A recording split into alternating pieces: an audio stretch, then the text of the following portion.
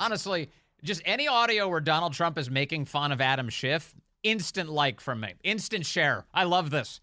I've got it for you today. Hey, welcome to the program. 306 here on News Talk 105.9 WMAL, where we're making sense of the news.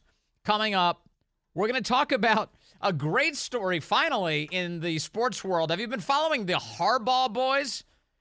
Among the most successful football coaches in the country, just on a huge winning streak right now, and they're standing up on behalf of decency. Jon Root is here to discuss that at 3:30. Laura Reese will be with us at 4 o'clock from the Heritage Foundation. We talk about the border crisis with her. Steve Moore is here at 5 o'clock, out with a new survey on just how the elites view the rest of us, and some very fascinating details there. And Kash Patel will be with us at 5:30. Used to work for President Trump. He's been hassled by the United States government under Joe Biden, and he's got some thoughts on that January 6th committee trying to erase all of the evidence of their evil deeds. You can join us at 888-630-9625, 888-630-WMAL. Yeah, the January 6th committee, it turns out, has been deleting stuff like crazy. Once they knew Republicans were going to take over, they said, we got to erase it all. Where's Hillary? Get bleach bit.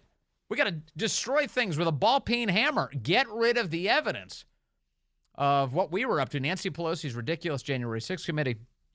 And so that information now coming out in more detail in the last 24 hours. Congressman Barry Loudermilk has been revealing that. So Kash Patel joins us at 5:30 to discuss. And I saw Julie Kelly, who follows all of these January 6th stories, emphasizing that, you've got January 6th detainees who've been locked up by the United States government for what they say is deleting evidence, deleting messages. And here you have the January 6th committee literally deleting all of the correspondence and conversations that they were having leading up to their ridiculous show trial, the one that was put together by an ABC News producer. Do you remember that? The one where they only aired footage they thought would damn Trump and his supporters, where they wouldn't air any footage that cast any positive light on Trump whatsoever, to include his calls for peace on January 6th. They didn't even show that. So more on that ahead with Kash. That's at 5:30. Now, as far as Trump making fun of Adam Schiff, Trump was in New Hampshire on Friday, and Trump's at his best, I think, when he's doing insult comedy. And this is some examples of that. Trump was making fun of, first and foremost, Joe Biden and his inability to navigate basic obstacles, to include things like stairs. If you don't have a sense of humor, we'd never get by. But you got to sort of make a little bit of fun. And I sort of imitate his speaking, and I go, bye-bye. He has no idea where the hell he is, right? Or I'll show him where he can't find the stairs. Now, we have a stair there, we have a stair there, we have one here, we have one here. They're all over the place. And he can never find this. I think Secret Service does. You always have this young, handsome guy run onto the stage, grab his arm, and pretend like it's normal to be doing that, right? But the biggest thing is, when I do it, they sometimes put me on, and they say Trump couldn't find his way off the stage, because they are the most dishonest people on earth. That's true. That is true. And you'll see a lot more of this, I think, over on ABC. I think they were doing it this morning. They're saying, oh, man, that Trump, he's really slipping. He's really slipping, because he confused Nikki Haley with Nancy Pelosi on before Friday night, I think. And he referred to one meaning the other, and now they're saying, well, it's a sign of his cognitive decline. I don't know. I'm pretty sure Trump did the cognitive test. Do you remember that, kind of famously? And then he went on TV and bragged about how he did on it. Has Joe Biden done the cognitive test? Could Joe Biden name various domesticated animals in a proper series? Could he do that? I don't think so. Pretty sure we all know the answer to that. Here's Trump mocking Adam Schiff, and then we'll get to more important news. Guys like Adam Schiff and, Shifty Pencil Neck. Pencil Neck. He's a marvel. No, he's a structural marvel. He has a neck, and his head is like a watermelon, and his neck. And how that neck can hold up that big, oversized, ugly head is hard to believe. No, it's true. It's true. Big head. It's like your finger on a basketball. Some of these guys, they spin it. No, he's a terrible guy. Yeah. Think of it. Yeah, it is true. Adam Schiff. Yeah, I never really would have compared Adam Schiff to the Harlem Globetrotters, but I can see how the analogy stands up. You got the finger and the basketball spinning around. So that's Trump and Adam Schiff. Elsewhere in the presidential race, we did get some very fascinating news yesterday, which is that Ron DeSantis has suspended his campaign. Here's Ron making the announcement yesterday. If there was anything I could do to produce a favorable outcome, more campaign stops, more interviews, I would do it. But I can't ask our supporters to volunteer their time and donate their resources if we don't have a clear path to victory. Accordingly, I am today suspending my campaign. I'm proud to have delivered on 100% of my promises, and I will not stop now. It's clear to me that a majority of Republican primary voters want to give Donald Trump another chance.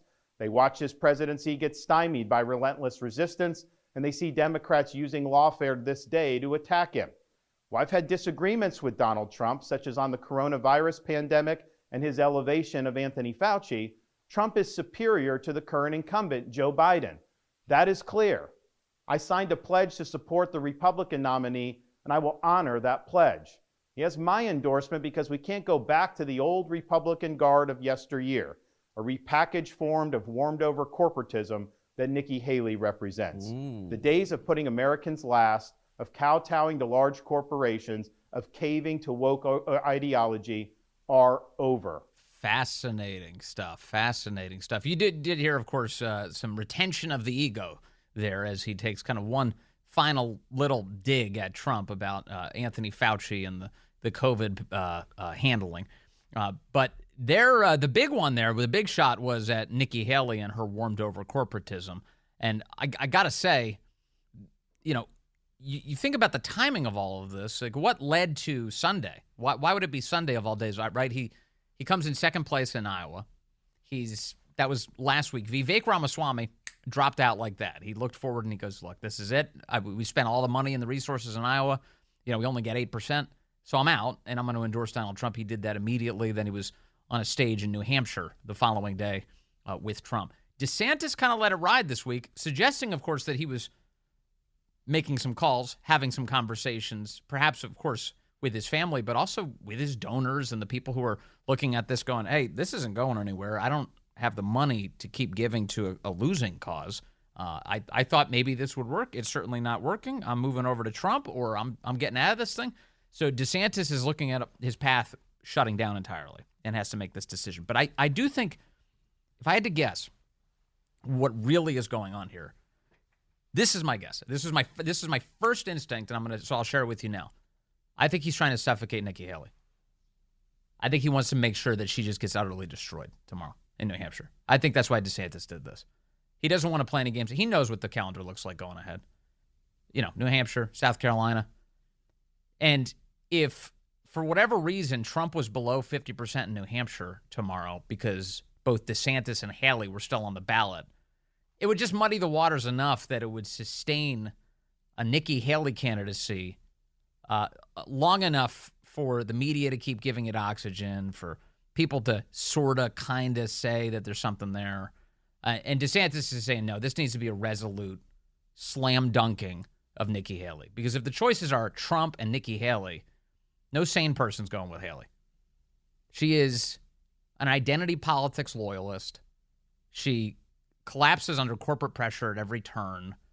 She's just, Vivek Ramaswamy did a fantastic job of just eviscerating her on stage and detailing why. And as a result of all of this, it's like, I think DeSantis made a selfless decision yesterday. He said, look, I'm looking ahead, and we've got to make sure that we have not only a clear nominee going forward, but we can't muddy the waters anymore. This has got to be the Trump thing, and we got to get behind him. So DeSantis making that decision, I think a selfless one. He could have wrote it out through Tuesday just to see how things went, but he's not doing that. And the polling in New Hampshire is pretty clear on this question, by the way. DeSantis supporters, their second choice by about 60%, Trump. So that's a huge number for Trump. Meanwhile, just 30% of DeSantis supporters say their second choice would be Nikki Haley. So this is going to redound to Trump's benefit tomorrow. And it will mean that he will have above 50% of the vote. If we're Politico's got a big piece on this today. You're looking at a one-on-one race in New Hampshire now between Nikki Haley and Trump. And that means that whoever wins it is likely to have over 50%, of course, and that is expected to be Trump, perhaps with a very, very big margin tomorrow. And then on to South Carolina, where if Trump dominates her in her home state, and he's got Tim Scott's backing, remember, the senator from South Carolina who said, yeah, I'm endorsing Trump. Trump's got this thing stitched up. He's got this thing stitched up. Now, I know that there are differences of opinion on the right, that there have been a lot of debates on this subject. And people wanted to say, well, maybe somebody else, maybe not Trump, maybe DeSantis. DeSantis, great governor, great Republican, fantastic record. And one of the guys I know who was rooting for DeSantis is my very own producer, Corey Inganamort. He's made no secret of this. Corey, come in here, please. Corey, I'm going to put Corey in front of a microphone. So Corey was so in on the DeSantis campaign. Hello, Vince. Hello, Corey. I know this has all been a very tough experience. But Corey was so in on the DeSantis campaign that he bought the single biggest flag I've ever seen, aside from, those American flags they fly above car dealerships, to support Ron DeSantis. There's a huge Ron DeSantis flag that he would fly behind his boat, above his boat, on the Potomac River, which is a hell of a place to fly any flag that suggests any support for a Republican of any kind. 6 feet by 10 feet. I had to make it custom made.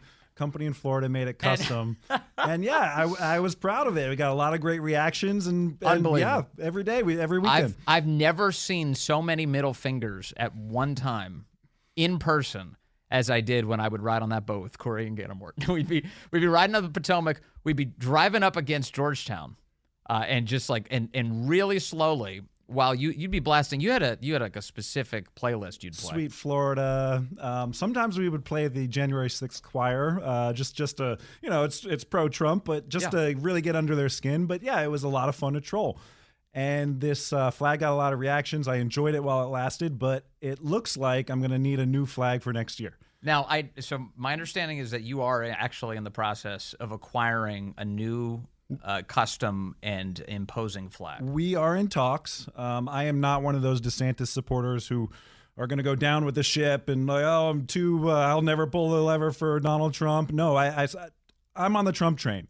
I hope you welcome me back. I am back on the Trump train. So I am in conversations right now with my flag guy. I got a flag guy. Yes. We're going to make a 6 by 10 foot flag. It's going to say "Save Democracy, Vote Trump 2024." And there's going to be a big giant picture of his mugshot. That is going to be the most obnoxious thing I could possibly order. And I cannot wait to unveil this next summer.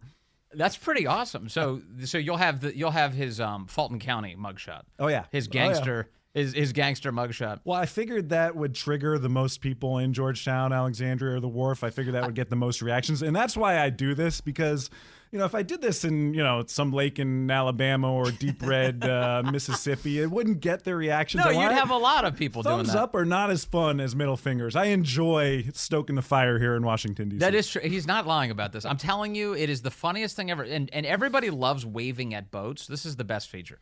So you'll be out on a boat. On Corey's boat, and you're floating down the Potomac, and if you're waving at someone else, either on the shore or on a boat, people are waving back. They love wave. Everybody else is waving at boats, and they'll see you come, and they'll even see that you have a flag, but they can't quite read it yet. But the second all of these lefties, which is the majority of the people you encounter on the Potomac, either on the shores or on boats, the second they see the flag, the hands either change, meaning several of the fingers descend, and just one is left in its wake. Or they just stop waving entirely. The hand drifts down, and they're all of a sudden, they're almost embarrassed that they were engaging you in the first place. Yeah, it's the reactions are priceless. Middle fingers are great, yelling, whatever. I had one guy, I swear to God, he was in the top, he was a double-decker boat. He was on the roof level. He saw me, he got so angry, he ran down to the bottom level. He mooned me. He mooned you? On the Potomac River. Yes, he mooned me. And I'm like, wait a sec, what the hell? He was so angry at you that he was willing to put himself on a sex registry.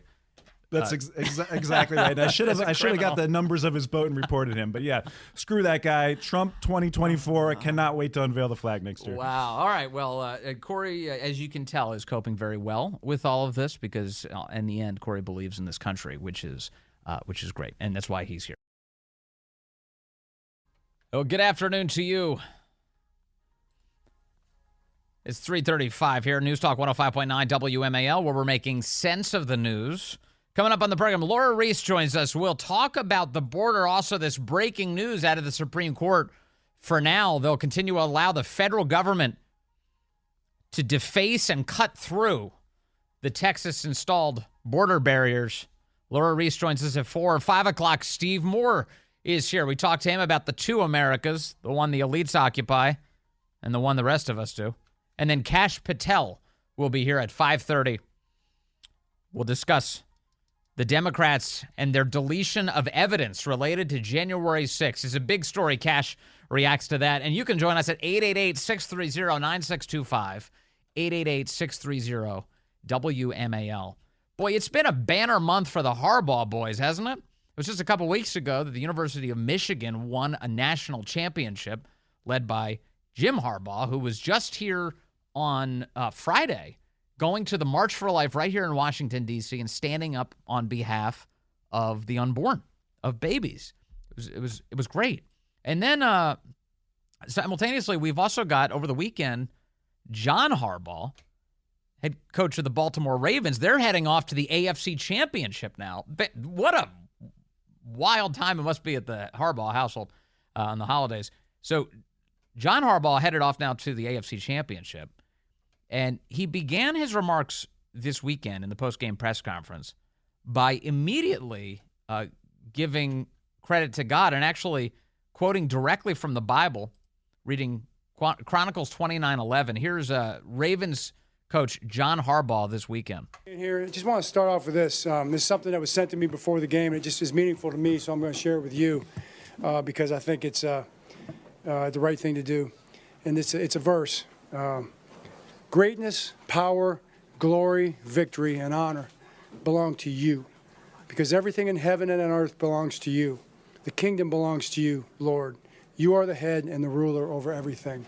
So there's an amazing spirit on this team, and just want to kind of give honor and glory where it's due. Pretty awesome. Very awesome. What a fascinating weekend it has been. For more on this, I want to bring in Jon Root now, an independent content creator, former San Jose Sharks host, and a former contributor with Turning Point USA. John, good to have you with us. Thank you so much. Thanks so much for having me. I appreciate it. Don't you think this is a fascinating saga and a fascinating family? And boy, it's turning my head. What about you? Yeah, it's pretty amazing when I had the chance to talk to Jim Harbaugh, obviously coming off an amazing national championship, pretty up and down season, just football-wise, but for him just to say, hey, what I need to do and what other coaches and players should do is just have the courage to let the unborn be born. I mean, that's something that a lot of players and coaches in these leagues are shying away from. Actually, some of these leagues are talking about paying some of their employees to leave states that if they do abolish abortion in those states, they're going to pay for their quote-unquote health care.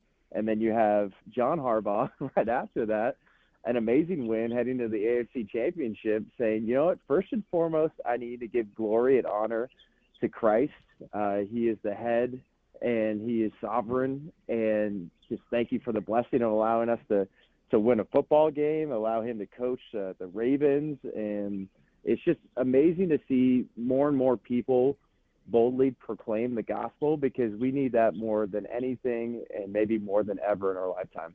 Yeah, it's and meanwhile, like a lot of the stories we get out of sports tend to be so negative. It's just like a lot of divisiveness and players attacking the country or mouthing the words they think the press wants to hear.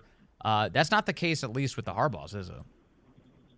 No, and I think it was great when Matt Walsh from the Daily Wire ended up quoting the video that I put out of Jon Harbaugh, and I'm so glad that almost 5 million people have seen that tweet. Yes. And I mean, there's so many conservatives that he talks about. I've talked about on my platform too that God's given me, and it's amazing to say, hey, conservatives have totally dismissed football because it's woke and that we don't like these things, but we can't leave the fight.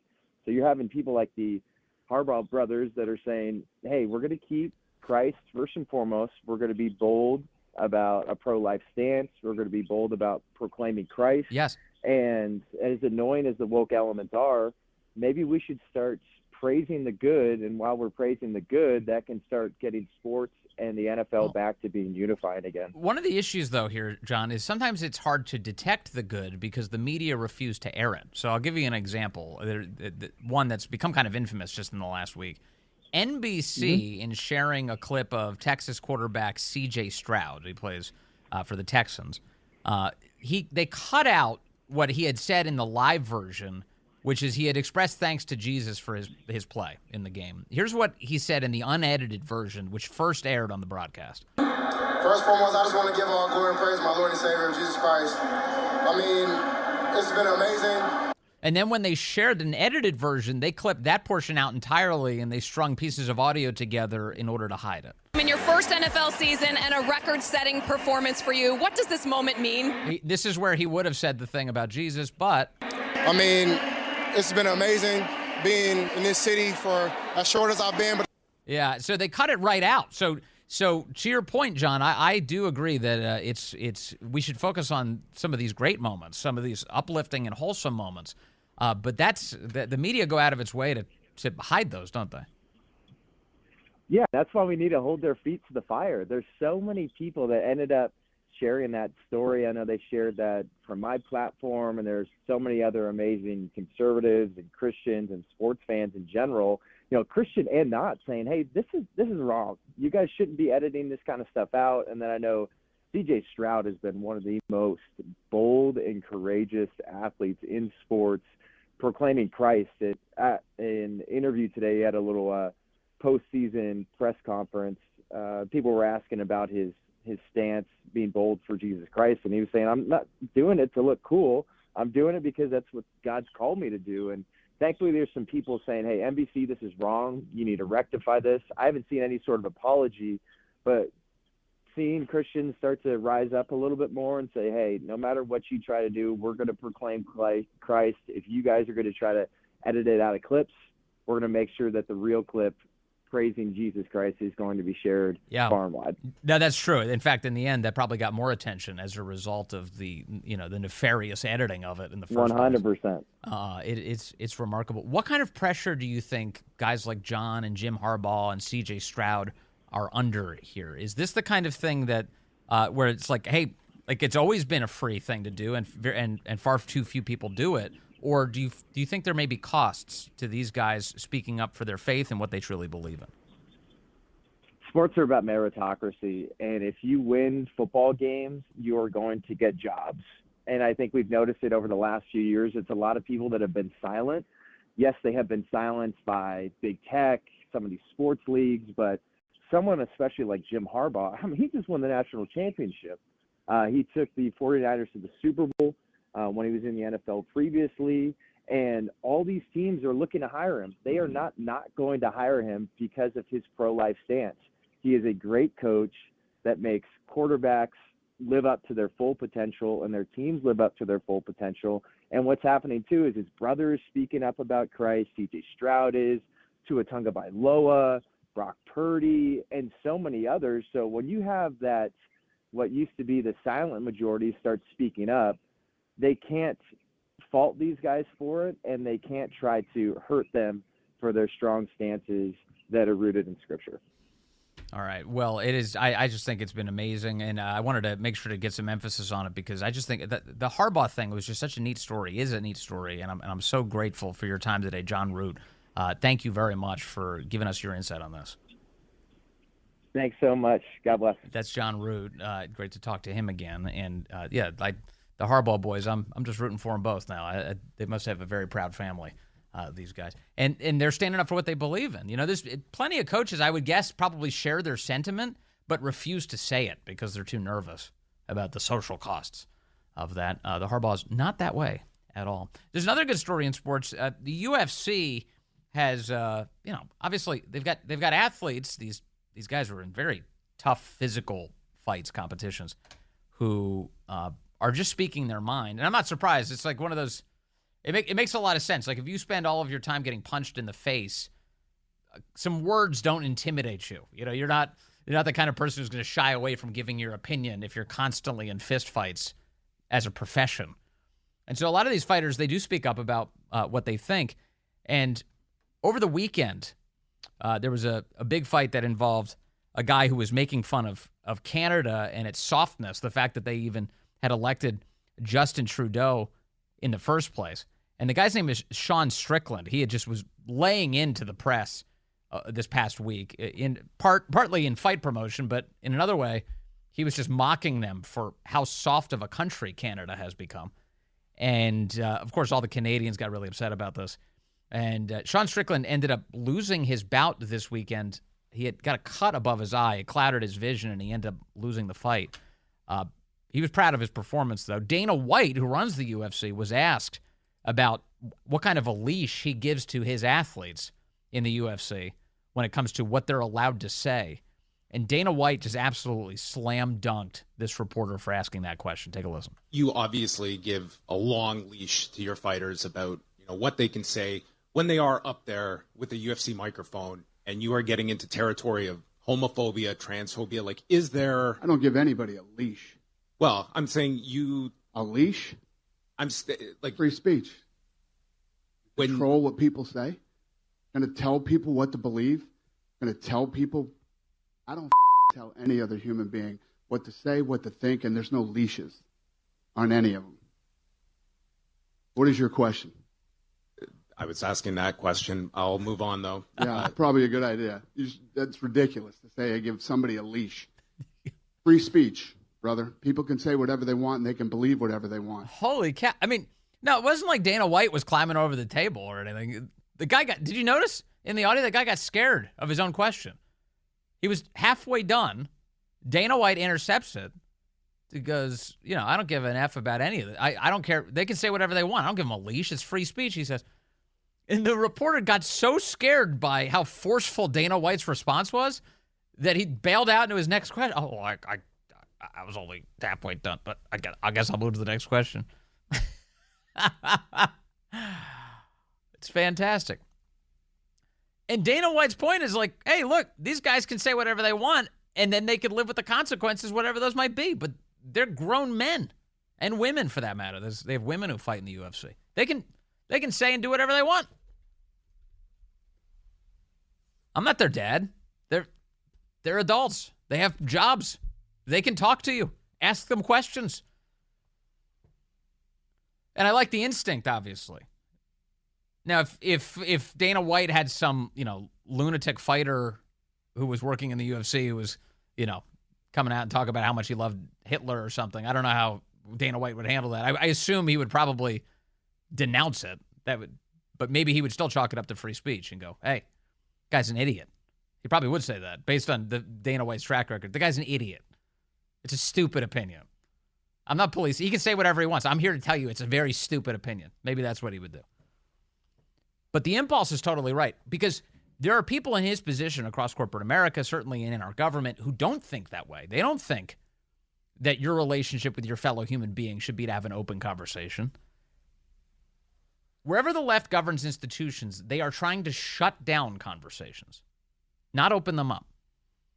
You're watching this happen on college campuses. Clearly, it's been happening for a very long time, where the ideology of threatening people who disagree with you has very much taken hold. How many times do you need to see a conservative go on a college campus and you get a menacing crowd who tries to blast their way through the barricades into the auditorium to end the speech, not to engage in it, but to end it? How many times do you have to see that before you realize, like, man, this is a really cancerous ideology that's taken over the left, especially their little fascistic youth that are a part of them? So it's a big problem. And then what happens when they graduate? Well, they go on to the tech companies and they go on to the government. And inside of those institutions, what are they doing? They're censoring. After the 2016 election, Donald Trump wins, thriving through the use of social media, circumventing the American corporate press, which, of course, is more interested in censoring and spinning than it is in illuminating and sharing. Once that happened, the government, in concert with the big tech companies, worked overtime to censor the American people and to prevent them from having knowledge of and being able to discuss what was not only going on in their country, but how they could work their way out of it. That's just true. And so we need more Dana Whites. We need people who stand up there and are like, the guy can say whatever he wants. It's his right. What are you talking about? I'm not here to police him. I'm not giving him a leash on what he's allowed to talk about. That's fake. That's phony. I want my guys to be authentic. If you're going to be in the UFC, if you're going to punch people in the face and get punched in the face, you should be, at the very least, allowed to say what you actually believe. And that's a good impulse. I'd like to see more of it. So anyway, some good stories in sports this weekend. I was encouraged by all of it, and I hope it all keeps going in that direction. It's very great, very great. 3:50 now. I can't believe the New Hampshire primary is tomorrow. We're already here. Isn't that crazy? 8 years ago, I believe it was today, 8 years ago, I was on the road doing some coverage for the Daily Caller in Manchester, New Hampshire, during that wild primary in New Hampshire at the time. And it was at the diner. It's called the Airport Diner. It's in Manchester. And that morning, they were doing Fox and Friends from the diner. So all of the presidential candidates were stopping by to be on the TV show. And so me and three other Daily Caller reporters, we all took up a position right behind the Fox cameras. So we were both simultaneously on TV and the whole time, and in the perfect position to grab each candidate as they were walking away from the Fox interview. Hey, real quick question. And so every candidate who came dashed out of there right away, except for Trump. Trump worked the whole diner. Even, I think he had breakfast with Frank Luntz, if my memory serves correctly. And then he works the whole diner, shakes every hand, talks to all of us, every reporter. He's commenting on whether or not he thinks the questions are any good. It was wild. It was probably the most intimate, up-close experience I had with seeing him as a retail politician. And he was fantastic at it. He's just unbelievably good at making each person he talks to feel like definitely the most important person in the room, and then genuinely listening to them, and oftentimes like taking the things that they say and working it into his stump speech or into his policies as president of the United States. It was really, really neat to see. And I oftentimes get nostalgic about 2016, not only for the result, which was so cool, but I had a chance to travel to both Iowa and New Hampshire back then, and had the time of my life. I didn't realize how good I had it at the time, and it was a cool experience. I was just trying to find it today. I don't know if that video footage still exists for Fox, but I couldn't find it. I was like, I know there's an image of us somewhere sitting, glaring, eating my steak and eggs, just waiting for the next candidate to come out so I could talk to him. It was a good time. A good time was had by all. Hey, coming up on the program, we're going to talk about our open border and the Supreme Court's decision to make it even more open. What's going on there? Laura Reese joins us from the Heritage Foundation just minutes from now.